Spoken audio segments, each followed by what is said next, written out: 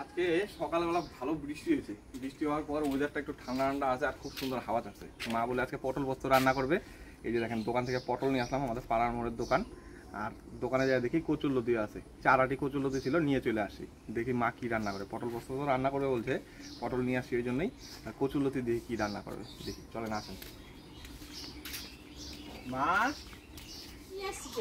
এই যে তুমি বললা পটল পোস্ত খাবা, এই যে পটল নিয়ে আসছি। 1.5 কিলো পটল ছিল, 1.5 কিলো পটল। আর এই যে দেখো 4টা কচুরলতির আটি ছিল, নিয়ে চলে আসলাম 10 টাকা দিয়ে। কালকে আবার কটা মাছ আছে, বাঁচা মাছ। হ্যাঁ বাঁচা মাছ রান্না করছিল, আনছিলেন না তোর বাবু? কয়েকটা আছে, তাহলে লুকির মধ্যে দিয়ে দেখুন। মাছ তো কাটা হয়ে গেছে মনে হয়। হ্যাঁ, কর্তা কাইতে ধুয়ে রেখে দিছে। ও তাহলে তো আর মাছ কাটাকাটির দরকার নেই। তাহলে কচুরলতি দিয়ে বাটা মাছ দিয়ে রান্না করবা? না না, কচুরলতি দিয়ে বাঁচা মাছ দিয়ে। ও বাঁচা মাছ, সরি বাটা মাছ না। তা রান্না করো, তো বাঁচা মাছ দিয়ে রান্না করো। আর হচ্ছে পটল দিয়ে পটল পোস্ত, তাই তো? পটল দিয়ে পটল পোস্ত করব আজকে। কিন্তু ওয়েদারটা দারুণ আছে না? হ্যাঁ, এই হচ্ছে কচুরলতি আর পটল শুকাই গেছে তো কচুরলতিটা, 4 আটি ছিল, 10 টাকা দিয়ে দিয়েছে। শুকাইছে জন্যই তো কাটতে সুবিধা। আর পটলটাই বললো দানা হবে না, তাই তো বললো, দেখি দানা হয় কিনা।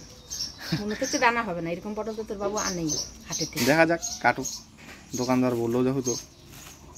কাইটে নেই আগে নাকি? পটলগুলো ঢাইলে নেই। কচি কচি পটল আছে। হ্যাঁ হ্যাঁ, বললো দানা হয় নাই।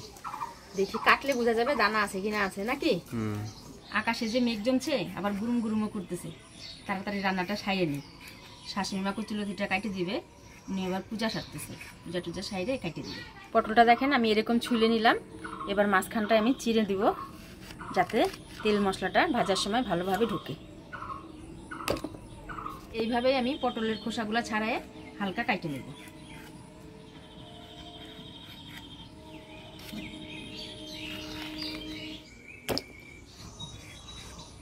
সত্যি পটলগুলো জালি আছে রে। জালি আছে না? হ্যাঁ, তাহলে তো দোকানদার ঠিকই বলছে। দানাগুলো একদম বড় হয় না, একদম কচি, ঠিকই বলছে।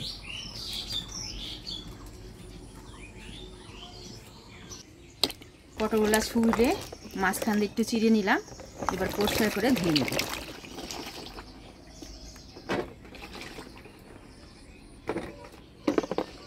পটলটা কাইটে ভালো করে ধুয়ে নিলাম। এবার মশলা করার জন্য আমি কালো সর্ষা, সাদা সর্ষা আর পোস্তটা একটু ভিজায় রেখে গাছ থেকে কটা কাঁচা লঙ্কা তুলে নিয়ে আসি। এখানে নিয়ে এসেছি সাদা সর্ষা, কালো সর্ষা আর পোস্ত, ভিজায় রাখি। এদিকে করছি মেঘটা। বৃষ্টিটা আসতেও পারে, বলা যায় না। কাছে তা ওই দিয়ে হয়ে গেছে, এদিকে হয়নি। হ্যাঁ, রাত্রেবেলা আমাদের এদিকে হয়েছে, কিন্তু আজকে দেখেন সকাল সকালেই মেঘটা করছে। রাত্রে কিন্তু ভালো বৃষ্টি হয়েছে। হ্যাঁ, ভালো বৃষ্টি হয়েছে। বৃষ্টির পায়ে ডাটা গাছগুলো দেখছিস কি সুন্দর হয়েছে। একবারে ঘিচিমিচি সব জ্বালা গেছে। বাস দিয়ে দিতে হবে না, ঘন হয়ে গেছে বেশি। ঘন হয়ে গেছে। প্রতিদিনই রান্নার সময় আমার মা লঙ্কা তুলে লঙ্কা তুলে নেই, তাজা লঙ্কা দিয়ে রান্না করি, একদম টাটকা। 4 আটি কত নিছে বলো তো কর্তা? আমি তো জানি না দাদা। 10 টাকা নিছে। ঝড়া যখন হচ্ছে কর্তা, তাড়াতাড়ি করো। বৃষ্টি হয়েছে না, বৃষ্টি হওয়া তো জ্বরের বেগ কমছে, আসবো না।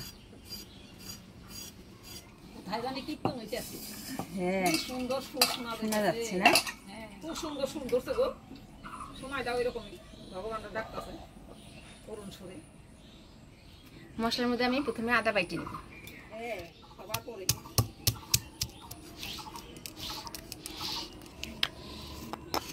সরষা, পোস্ত আর কাঁচা লঙ্কা অল্প লবণ দিয়ে বাইটে নেব।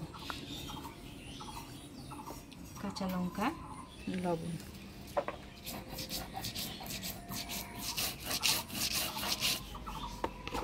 শসাটা দারুণ সেন্ট বেরিয়েছে না? কালো শসার ঝাঁজ বেশি না সাদা শসার? মা কালো শসার ঝাঁজ বেশি। কালো শসা। পটল পোস্তর মশলা বাইটে নিলাম। এবার কচুরলতি রান্না করার জন্য কাঁচা পাকা লঙ্কা, কয়েকটা রসুনের কোয়া দিয়ে বাইটে নিব।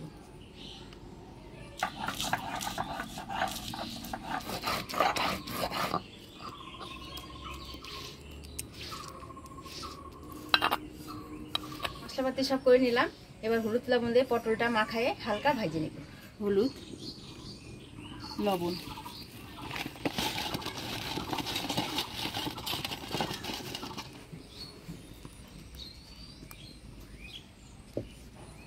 তেল, তেল গরম হয়ে গেছে, এবার পটলগুলা দিয়ে দিব।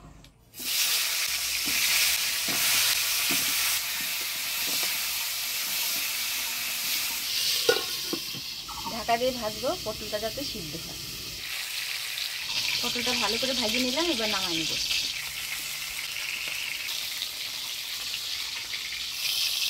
তোমার কথাটাই রাইট হইলো, ঝড় বৃষ্টি চলে গেল। বিকাল না রাত্রে হোক, ঘুমটা ভালো হয়। বৈশাখ মাস গেছে, চৈত্র বৈশাখ মাস গেছে, জ্বর হয় নাই মনে হয়, আর হবে না। হইলেও হালকা পাতলা হতে পারে। এখন দক্ষিণ মুহূর্তে বৃষ্টি আসে, দক্ষিণ পূব। বৈশাখ মাস কিন্তু যায় না, ওই একদিন 2 দিন আছে। আর জ্যৈষ্ঠী মাস, আষাঢ় মাসে দক্ষিণে থেকে হাওয়া ছাড়ে, দক্ষিণে হাওয়া, আর বৃষ্টি আসে মুহূর্তেই। ঝড়ের ব্যাগ হইলো উত্তরে, আর হইলো পশ্চিমে, সেই বেগ মুখে জ্বর আসে বেশি। হ্যাঁ, অনেকগুলো হইলো। হ্যাঁ, এবার ফোড়নে দিয়ে দিব শুকনো লঙ্কা, কালো জিরা।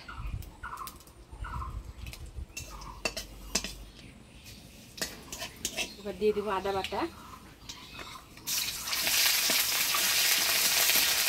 এবার দিয়ে দিব সরষা পোস্ত, কাঁচা লঙ্কা বাটা। দিয়ে দিব সামান্য হলুদ, লবণ।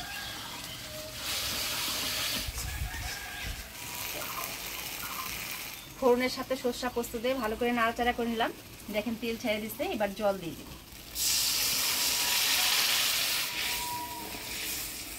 এবার ভাজা পটলগুলা দিয়ে 2 মিনিট ঢাকা দিয়ে জাল দিয়ে দিব।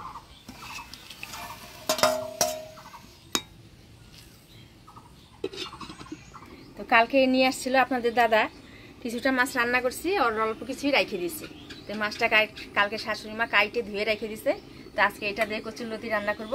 তো হলুদ লবণ মাখাই নেব।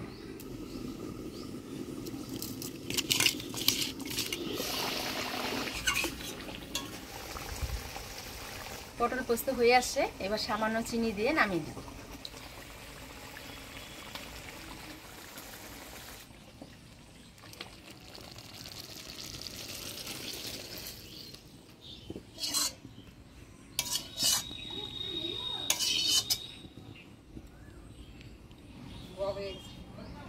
একবার এই কড়াইতেই কচুরলতিটা ভাপ দিয়ে নিই। জল টল শুদ্ধ একবারে ঢেলে দিই। দিয়ে দেবো অল্প লবণ।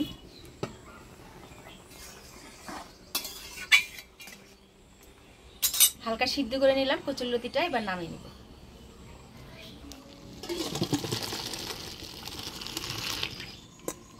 এবার মাছগুলা ভাজি নেব।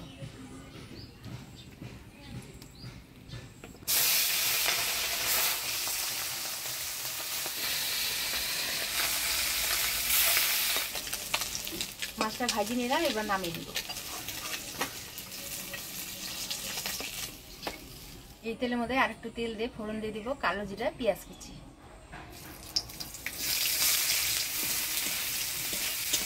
এবার সিদ্ধ করে রাখা কচুরলতি দিয়ে দেব।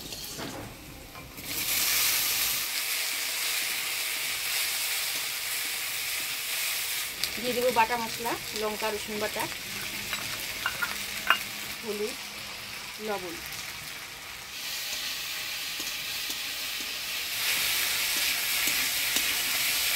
বাটা মশলা, হলুদ, লবণ দিয়ে ভালো করে নাড়াচাড়া করে নিলাম। এবার কিছুক্ষণ ঢাকা দিয়ে দেব।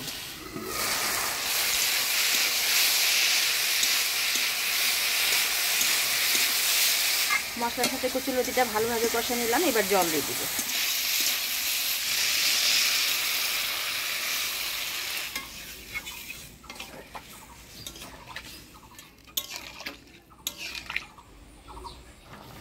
আজকের কচুরলতিটা মাছ দিয়ে রান্না করবো, তো সেই জন্য একটু ঝোল ঝোল রাখলাম। জাল হয়ে গেছে, এবার ভাজা মাছগুলো দিয়ে দেবো।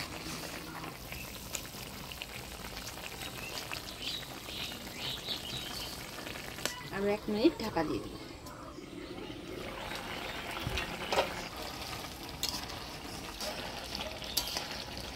ভাজা মাছ দিয়ে কচুরলতি রান্না করে নিলাম, এবার নামিয়ে নিব।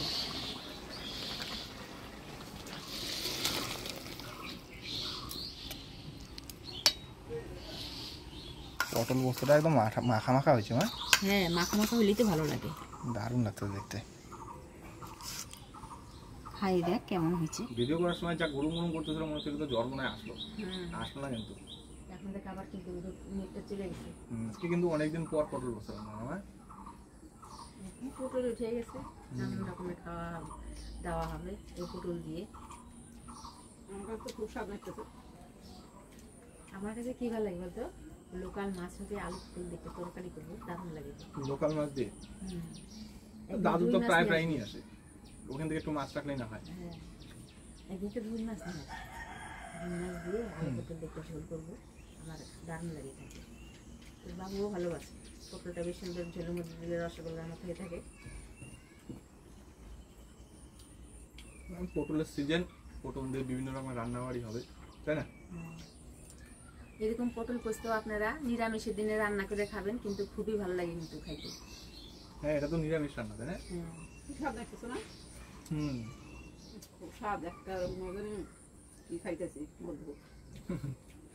সত্যি আর একটু কচুর লতি দিয়ে দাও, খাই, বাস হবে। ভালো হয় কচুর লতি।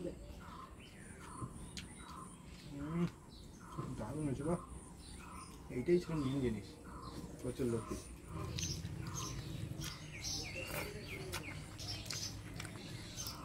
কচুর লতি দিয়ে এরকম মাছের ঝোল খাইতে দারুণ লাগে।